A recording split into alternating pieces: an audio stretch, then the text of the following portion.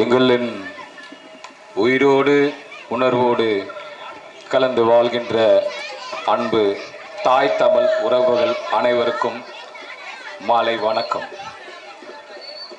ஒருவன் அடிமையாக இருக்கிறான் என்பதை அவனுக்கு உணர்த்திவிடு. பிறகு அவனே கிளர்ச்சி செய்து அவனுக்கான உரிமையை என்கின்றார் புரட்சியாளர் காமராஜர் அவர்கள். ஒரு மனிதன் தன் வீட்டுக்கும் தன் குடும்பத்துக்கும் உழைக்கும் போது அவன் மனிதனாகிறான். அதே மனிதன் சமுதாயமும் உயர வேண்டும் என்றால் அவன்தான் மாமனிதன். ஐயா காமராஜர் அவர்கள் மாமனிதர் என்பதை ஒவ்வொரு நிமிடமும் அந்த காலத்தில் நம்மளுக்கு நிரூபித்திருக்கிறார். அதற்கு உதாரணம் தான் 13,000 பள்ளிகளை திறந்து குழந்தைகளுக்கு கல்வி சுகமாக இருக்க வேண்டும் என்று ஐயா 13,000 பள்ளிகளை திறந்து வைத்தார். அதோடு மட்டுமில்லாமல் படிக்கின்ற குழந்தைகள் மதிய உணவு திட்டமும் கொண்டு வர அதிகாரிகளை அழைக்கிறார். அப்போது அதிகாரிகள் சொல்கிறார்கள், ஐயா மதிய உணவு போட்டோன்னா நம்ம கையில் காசு இல்லைங்கய்யா, ஏற்கனவே ஸ்கூல் தொடங்குறதுக்கு நம்ம கையில் காசு இல்லையான்றாரு. அப்ப ஐயா சொல்றாரு, யாருக்கு செய்யறேன்ற, யாருக்கு செய்யறேன், நம்ம புள்ள தானே படிக்குது, படிக்கட்டுமே, நல்லா சாப்பிட்டு போய் படிக்கட்டும், நம்ம தான் படிக்கல அவன் படிக்கட்டும்ன்ற அப்படின்னு உயர்ந்த சிந்தனை கொண்ட ஒரு மாமனிதர் தான் ஐயா காமராஜர் அவர்கள். அது போன்றுதான் ஐயா அவர்கள் ஒரு நேரத்தில் பல வேலைகள் இருந்தாலும் தன் தாயை கூட கவனிக்கவில்லை என்றால் அப்படி இல்லை, தொடர்ந்து தமிழ்நாட்டு மக்களுக்கு ஓடோடி உழைத்துக் கொண்டிருந்த இந்த 9 ஆண்டுகள் ஒரு ஊழல் கிடையாது, ஒரு குற்றச்சாட்டு அவர் மேல கிடையாது. அப்படிப்பட்ட மாமனிதர் தான் ஐயா காமராஜர் அவர்கள். ஒரு வாட்டி ஐயா அவர்கள் அவருடைய வீட்டுக்கு வராரு, ரொம்ப களைப்பா வராரு. அம்மா நான் சீக்கிரம் கிளம்பணும், எதனா காப்பி இருந்தா போட்டு கொடுங்க அப்படின்றாங்க. அப்ப அவங்க அம்மா ஐயா சாப்பிட்டு போங்கப்பா அப்படின்றாங்க. இல்ல எனக்கு நிறைய வேலை இருக்குதுன்றேன், போனோன்றேன். அப்ப யதார்த்தமா வீட்டுல ஒரு குழா இருக்குது, தண்ணி குழா. யாரு? அவரோட அம்மா வீட்டுல குழா போட்டிருக்காங்க. அவரு சொல்லி போடல, நல்லா கவனிச்சிங்க, தண்ணி குழா போட்டிருக்காங்க. ஆனா இன்னைக்கு இருக்கிறவங்க திருட்டு கனெக்ஷன் நிறைய எடுத்து வச்சிருக்காங்க. எவ்வளவு ஒரு மாமனிதன் பாருங்க. அம்மா இந்த குழா யாரு போட சொன்ன? இல்லையா, அதிகாரிலாம் நம்ம போட்டு போனாங்க. யார் பார்த்த அதிகாரி? இங்க வாப்பா. ஐயா அம்மா கஷ்டப்படுவாங்க, அதான் ஐயா குழா போட்டேன்னு. எதுக்கு ஓசில போட்டியா? யாரை கேட்டு ஓசில போட்ட? நான் திருடுனா நாளைக்கு என்ன பார்த்து வேற சொல்ல மாட்டேனா, மந்திரி எடுத்து தர மாட்டேனா, எடுன்ற குழா எடுத்துட்டு போயிடுவாங்க. அம்மா நீ போய் பொது குழாயில பிடிச்சிக்கோ. எப்படிப்பட்ட மனுஷன் பாருங்க, குழா கூட காசு கொடுத்து தான் போடணும்னு சொல்லிட்டு அவங்க அம்மாவுக்கு உணர்த்தி இருக்கிறார். எதுவும் ஓசில வாங்கக்கூடாது, நான் பண்ணா அது குற்றச்சாட்டு ஆயிடும், நான் பண்ணா முன் உதாரணம் ஆயிடும் சொல்லிட்டு முன் உதாரணமாக இருந்திருக்கிறார் ஐயா காமராஜர் அவர்கள். இந்த நேரத்தில் நீங்க புரிந்து கொள்ள வேண்டும், இப்படிப்பட்ட தலைவரை நாம் அரிதாக காண முடியாது அந்த காலத்தில். ஆனா இன்னைக்கு எப்ப டெண்டர் ஒதுக்கலாம், எப்ப மக்கள் பணத்தை கொள்ளையடிக்கலாம், ஆசியாவிலே 2வது பணக்காரா வரலாம் கேட்டா, ஆக மக்களை நாங்க எப்படிப்பட்ட திட்டத்தால உயர்த்திருக்கிற பார்த்திருக்கலாம், மக்களால் நாங்கள் எதையும் அனுதினமும் சொல்ல முடியும், சிறந்த திராவிட மாடல் ஆட்சி என்பது ஒருபோதும் மறுத்து பேச விட முடியாத அப்படின்னு இன்னைக்கு இருக்கிற முதல்வர் சொல்றாரு. அவரு சொல்ற விழிப்புணர்வை பாருங்க, கொஞ்சமாச்சு மனசாட்சி இருக்கா பாருங்க. என்ன சொல்றாரு பாருங்க,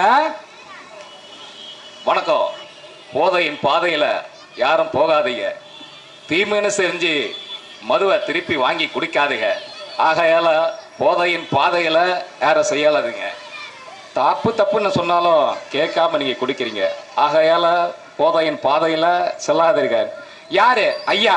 ஐயோ இவங்களே ஒயின் ஷாப்பை திறப்பாங்களா, அப்புறம் எங்களுக்கே அட்வைஸ் பண்ணுவாங்களா, டக்கால்ட்டி பூசின மாதிரி இருக்கணும், பூசாத மாதிரி இருக்கணும், அதெல்லாம் தொழில் டெக்னிக்குமா, இவங்களுக்கு கை வந்த கலை, இவங்களுக்கு சொல்லியா தரணும், அந்த மாதிரி இவரே அட்வைஸ் பண்ணுவாரா, இவரே போய் கடையை திறந்து குடிக்க சொல்லுவாங்களாம். கலெக்ஷன் கம்மியாயிடுச்சுன்னா கூப்பிட்டு கேட்பறான், அங்க ஏன் கலெக்ஷன் கம்மியாகுது, 10 ரூபா பாலாஜியா கூப்பிடு, 10 ரூபா பாலாஜி இருந்தாதான் நம்ம குடும்பம் செழிக்கும் அப்படின்னு 920 கோடி ரூபாய் இன்னி வரைக்கும் டாஸ்மார்க்ல ஊழல் செஞ்சிருக்காங்க. ஸோ நல்ல ஒரு தமிழை வளர்த்தார் கலைஞர் சொல்றாங்க. எப்படிப்பட்ட உரையை வந்து இவரே ஐயா முதல் ஸ்டாலின் அவர்கள் மேடையில் பேசியிருக்கார் தெரியுங்களா? உலகர் ஓவியமே, உற்சாக காவியமே, ஓடை நறுமலரே, உடையவள் பொதுநலமே, அன்பே, அமுதே, கனியே, மரகத மணியே, மாணிக்க சுடர, மன்மத விளக்க என்று தமிழை பாராட்டி வளர்த்தார கலைஞரை மறந்துட முடியுமா? இவரு தமிழை வளர்த்த லட்சணம் பாருங்க. மன்மத விளக்கு, மாணிக்க சுடரு, இதெல்லாம் தமிழ்ல வருது பாத்துங்க. ஆனா தமிழன் என்பவன் எப்பேற்பட்டு வாழ்ந்தவன் தெரியுங்களா?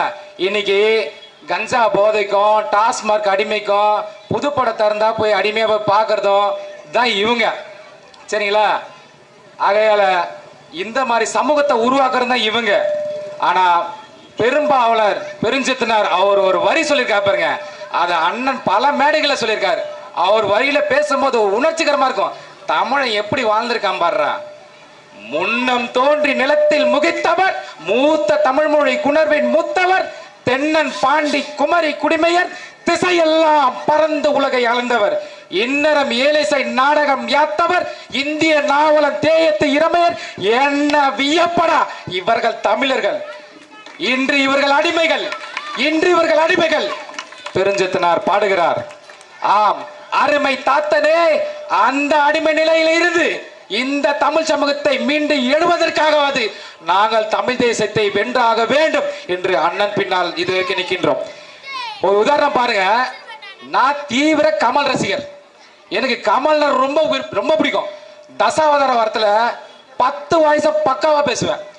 அப்படிப்பட்ட கமல் வந்து, ஆனா நான் கட்சியில முன்னாடியே அண்ணன் சீமான் கட்சியில இணைஞ்சிட்டேன். கமலஹாசன் வந்தோடனே நான் பின்னாடி போகல.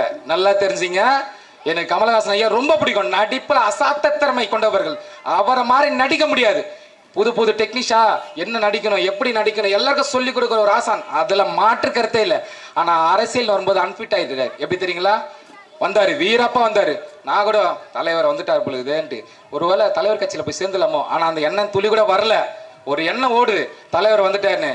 வந்தோன்னு எப்படி வர்றாரு? வணக்கம், எங்க கிளம்பிட்டீங்க? ஊழல் செய்கின்ற கட்சியை பார்த்து இனிமே ஓட்டு போட முடியுமா? இனிமே நம்ம சின்னம் தார் சின்னத்துல ஓட்டு போட்டு ஊழத்தை இல்லாம ஒரு கட்சியா மாத்தணும், அறிவாலயத்தை இல்லாம ஒழிக்கணும் அப்படின்னு வீரவசனமா பேசினாரு. ஆஹா, சூப்பர் அப்பே அப்படின்னு சொல்லி ரொம்ப சந்தோஷப்பட்டேன். ஆனா ஒரே ஒரு தேர்தல் அவருக்காக எத்தனை பேர் லட்சம் ஓட்டு போட்டிருக்காங்க? 18 லட்சம், 3.8% ஓட்டு வாங்கினாரு. தொடர்ந்து களத்து நின்னாரா? இதுல தெரிஞ்சுங்க, தலைவன் என்பவன் யார், ரசிகன் என்பவன் இதுல நல்லா புரிஞ்சுங்க. களத்துல இல்ல, அன்பிட் ஆயிட்டாரு. அன்பிட். திரும்ப என்ன பண்ணினாரு? அதே அறிவாலயத்துல போய் நின்று, ஆக தளபதி அவர்களே எங்களுக்கு ஒரு சீட்டு தாங்கன்னு போய் நின்றார். ராஜ்யசபா சீட்டு. இப்ப பதவி ஏற்க போறாரு. எப்படிப்பட்ட பாருங்க, நம்புனீங்க கமலஹாசன் வந்தாருன்னா மாத்திருவீங்க, நம்புனீங்க. ஆனா அன்பிட். ஒரு தேர்தல் நிக்கல. தலைவன் என்பவன் மண்ணையும் மக்களையும் காக்க தொடர்ந்து போராடி ஒரு வீரத்தோட நிக்கணும். அவன் தான் தலைவன். ஒரு தோல்வி கண்டன ஓடி போயிட்ட. அதனாலதான் வந்து எங்க அண்ணனை தொடர்ந்து கேட்கிறாங்க, ஏன் சீமான் அவர்களே நீங்க வந்து கூட்டணி போக மாட்டீங்க, கூட்டணி போக மாட்டீங்கன்னு கேட்கிறாரு. என்னோட கூட்டணி எல்லாம் என் மக்களை நம்பிதான். அவங்களுக்கு தெரியும் நான் மக்களை நம்பி தான் நிக்கிறேன். இந்த ஊழல்வாதிகளை நம்பி நிக்கல. எல்லாரும் வந்து அவரை கூப்பிடுறாங்க. அவர் வந்து உங்களுக்கு எல்லாம் ஒரு திரைக்காட்சியா ஒரு சீனா தான் சொன்னது உங்களுக்கு பிடிக்கும். ஏன்னா நம்ம படம் பார்த்தே பழக்கப்பட்டல. நம்ம 300 பருத்தி வீரர்கள் படம் பார்த்திருக்கீங்களா அண்ணா? 300 பருத்தி வீரர்கள் ஒரு இங்கிலீஷ் ஹாலிவுட் படம். வெறும் 300 பேர் தான் இருப்பான் போர்க்களத்துல. கத்தி வச்சுக்கிட்டு வீர போறது. அவன் வாழ்க்கையே போர்க்களத்தை சண்டை போட்டு ஜெயிக்கிறதான். நாட்டு மக்களை காப்பாத்துதான் வேலை. எதிரில் இருக்கிறான் திமுக அதிமுக மாதிரி 1 லட்சம் பேர் நிற்கிறான். அவன் எதிரில இருந்து கூப்பிடுறான், கிளாட்டஸ் உன்னிடம் வெறும் 300 பேர் தான் இருக்காங்க, அதனால எங்களை சரணடைஞ்சிரு, உனக்கு எவ்வளவு காசு வேணா தரேன் அப்படின்றாரு. அந்த இடத்துல கிளாட்டஸா அண்ணன் சீமான் அந்த இடத்துல பாக்குற. அவர் என்ன சொல்றாரு? அண்ணன் சீமான் குரல தான் பாருப்பாரு. நான் மண்டியிடுவதும் இல்லை, பின்வாங்குவதும் இல்லை, மக்களை நம்பிதான் நான் நிற்கிறேன் என்பது அவர் கம்பீரமா சொல்லும் போது அண்ணன் சீமான் சொன்னது மாதிரி தான் என் மனசுல ஆள் மனசுல இருந்து. வெறும் 300 பேர் தான் நாங்கள், ஆனால் புரட்சிகர படையாக வீழ்த்துவோம் எதிரிகளை அப்படின்னு ஒரு போர்க்களத்துல எதிரியை திணறடித்தான். வெறும் 300 பேர் தான். சிரிப்பான், நாம் தமிழர் கட்சியில ஒரு கூட்டமான படையில எத்தனை பேர் இருக்காங்க இல்ல ராஜா, எத்தனை பேர் வலிமையோட இருக்கான் போராடி மக்கள் களத்துல மக்கள் பிரச்சனை ஓடணும். எங்க சத்தியமா காசு கிடையாது. இந்த கூட்டத்தை நடத்த கூட எந்த கம்பெனிக்காரங்களை போயிட்டு இந்த திமுக அதிமுக பண்ற மாதிரி எல்லாம் பண்ண மாட்டோம். ஒருத்தர் கடை வச்சிருந்தாருன்னு வச்சுங்களேன், என்னாச்சு ஒரு 5000 கொடுத்துருங்க, ஒரு 50 100 சேலை வாங்கி கொடுத்துருங்க, அண்ணன் வராரு எந்த அண்ணன் வராரோ தெரியாது, யாரையும் போய் தொல்லை பண்ணாம சொந்த காசு, ஐயா உங்க கையில எவ்வளவு, ஐயா நான் ஒரு 500 ரூபாய் தரேன், ஐயா உங்க கையில எவ்வளவு, ஒரு 1000 ரூபாய், இப்படி பிச்சை எடுத்து தான் வந்து மக்களுக்கான ராணுவம் என்பது நம்ம காசை போட்டு பண்ற. யாரையும் போய் மிரட்டியோ உருட்டியோ அண்ணன் வராரு இவரு வராரு ஸ்டேஜ் போடணும் அப்படின்னு சொல்லி யாரும் மனசையும் புண்படுத்தாத ஒரே கட்சி. ஆனா மக்களுக்கு ஒரு மன நோய். இவங்கெல்லாம் வந்து காசு கொடுக்குறவங்க தானே ஜெயிப்பாங்க. எதுக்கு காசு கொடுக்கணும்? நான் நல்லது செய்ய உனக்கு வரேன், நான் திருட மாட்டேன். நான் 100 ரூபாய் கொடுத்தேன்னா பாருங்க, ஒரு அக்கா கலை நான் போயிட்டு அக்கா பசிக்குதுக்கா ஒரு 10 ரூபாய் கொடுங்கக்கா டீ சாப்பிட போறேன்னா அது எப்படி இருக்கு? அதே அக்காக்களை அந்த பரிசத்திரின்னு ஒண்ணு போனா அவங்க என்ன நினைப்பாங்க? அந்த பரிசத்திரின்னு வரவங்க தான் திராவிட கட்சிகள். அந்த மாதிரிதான் புரட்சி இயக்கம். நாங்கள் பிச்சை எடுத்தாவது மக்களை வாழ வைக்க வேண்டும் என்று லட்சிய கனவோடு நாங்கள் தெரிந்து கொண்டிருக்கின்றோம். இவ்வளவு நேரம்